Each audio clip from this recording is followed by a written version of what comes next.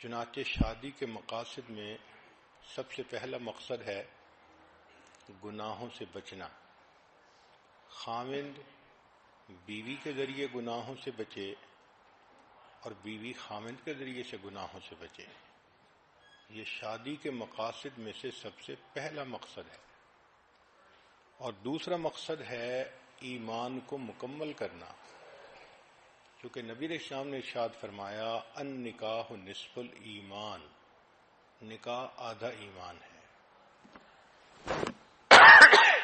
شادی سے پہلے انسان جتنا ہی نیک بن جائے ابھی آدھے ایمان پر عمل کر رہا ہے، نکاح ہونے کے بعد اب ایمان کی تکمیل ہو جاتی ہے، اس لیے اللہ تعالیٰ بندے کے اعمال کا اجر بڑھا دیتے ہیں۔ حدیث مبارکہ میں ہے کہ شادی سے پہلے ایک نماز پڑھیں تو ایک نماز کا ثواب، اور شادی ہونے کے بعد ایک نماز پڑھیں تو 21 نمازوں کا ثواب،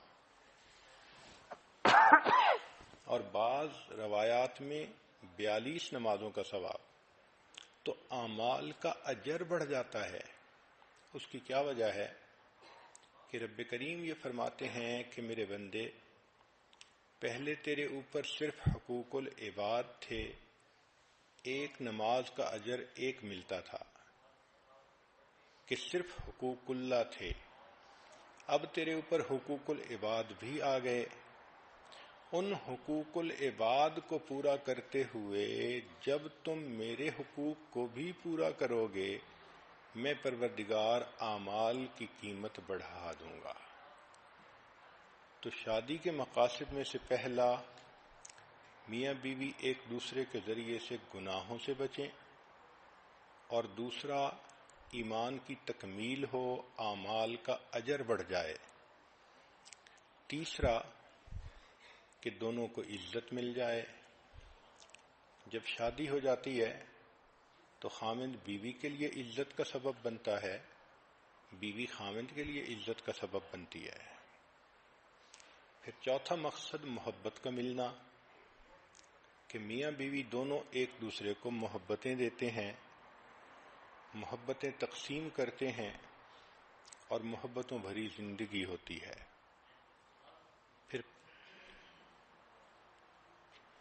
پانچواں مقصد ہے شریک حیات کا ملنا، کہ انسان زندگی کا ساتھی پا لیتا ہے، زندگی کے حالات کے اتار چڑھاؤ میں کوئی اس کا اپنا ہوتا ہے، وہ ایک دوسرے کے ساتھ شیئر کر سکتے ہیں، وہ دونوں مل کر زندگی کے غموں کا بوجھ اٹھا سکتے ہیں۔ پھر چھٹا مقصد ہوتا ہے اولاد کا ہونا، چنانچہ فطری خواہش ہے ہر انسان کی کہ اولاد ہو، اس لیے انبیاء کرام جیسی بزرگ ہستیاں بھی اللہ سے اولاد کے لیے دعائیں مانگتی رہیں۔ حضرت زکریا علیہ السلام نے دعا مانگی، رب انی وہن العظم منی واشتعل الرأس شیبا، اے میرے پروردگار اتنا بوڑھا ہو گیا ہوں کہ میری ہڈیاں بوسیدہ ہو گئیں اور میرے بال سفید ہو گئے، لیکن ابھی بھی میں آپ کے درگاہ سے اس نعمت کے حاصل کرنے میں مایوس نہیں ہوا، میں ابھی بھی دعا مانگتا ہوں۔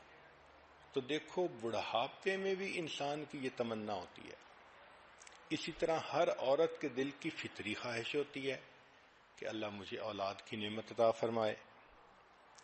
اور ساتواں مقصد ہوتا ہے پرسکون زندگی گزارنا۔ اس لفظ کو سمجھنے کی کوشش کریں کہ آج کل ذہنوں میں یہ بات سما گئی کہ کوئی غم ہونا ہی نہیں چاہیے، پریشانی ہونی ہی نہیں چاہیے۔ ایک کافر کی سوچ اور ہوتی ہے، مومن کی سوچ اور ہوتی ہے۔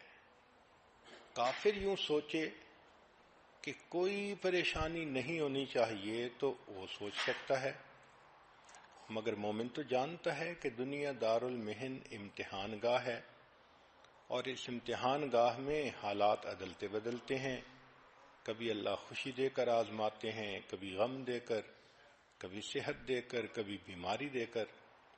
تو حالات کے اتار چڑھاؤ کو ایکسپیکٹ کرنا چاہیے۔ دنیا کی زندگی پھولوں کی سیج نہیں ہے، امتحان گاہ ہے۔ آپ کیا سمجھتی ہیں کہ جو دنیا کے بادشاہ ہوتے ہیں ان کو پریشانیاں نہیں ہوتی؟